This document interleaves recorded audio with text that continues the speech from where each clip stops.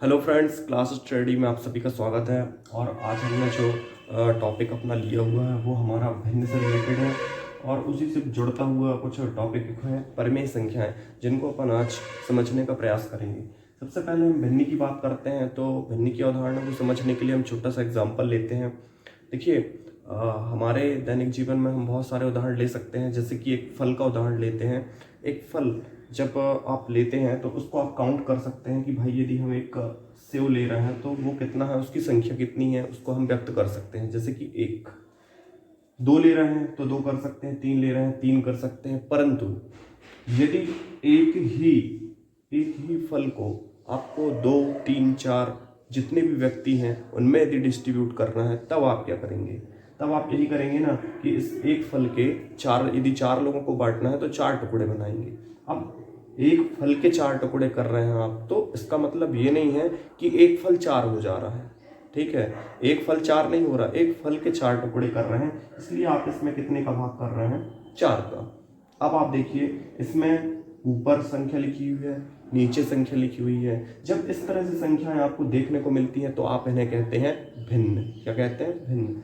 तो आप देखिए, ऊपर लिखा हुआ जो राशि है उसको अपन बोलते हैं अंश, और जो नीचे होती है उसको बोलते हैं हर। यानी अंश बटे हर के रूप में जो राशियां व्यक्त की जाती हैं वो भिन्न कहलाती हैं।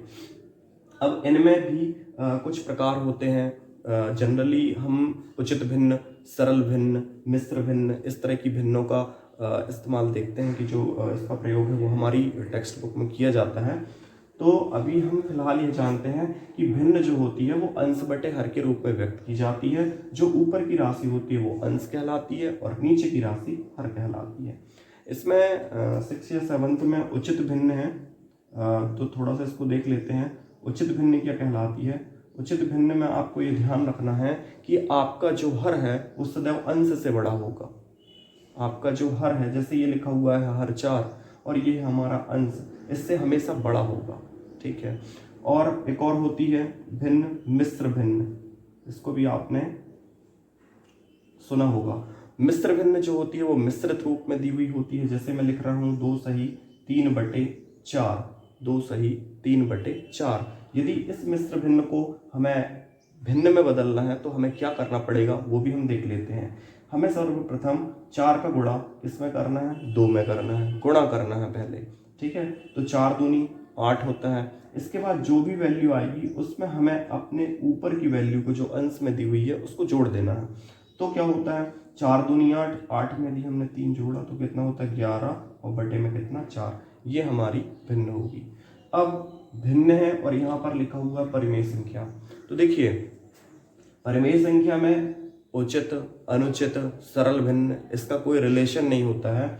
वो तो सिर्फ ये बोलता है कि भाई ऐसी संख्या है जो p/q अर्थात अंश बटे हर के रूप में व्यक्त की जाती हैं, एवं इसमें जो हमारा हर होता है वो 0 नहीं होना चाहिए। इस तरह की सभी संख्याएं परिमेय संख्याएं कहलाती हैं।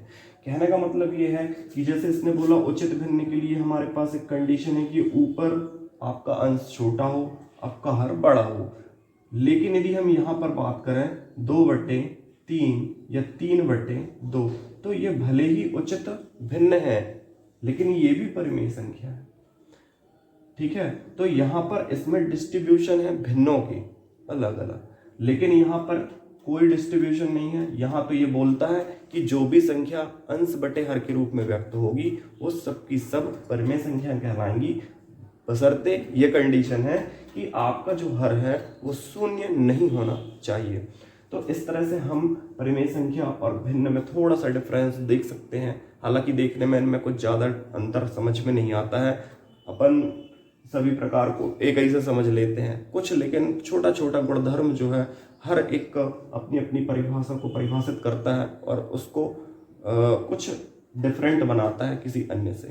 तो आई होप भिन्न और परिमेय संख्या थोड़ा सा अंतर आपको समझ में आया होगा। और इस तरह से जो वैल्यू लिख करके आती हैं 1/2, 2/3, ये सब संख्याएं जो रहती हैं वो भिन्न कहलाती हैं। इन्हीं को अपन परिमेय संख्या भी बोल देते हैं।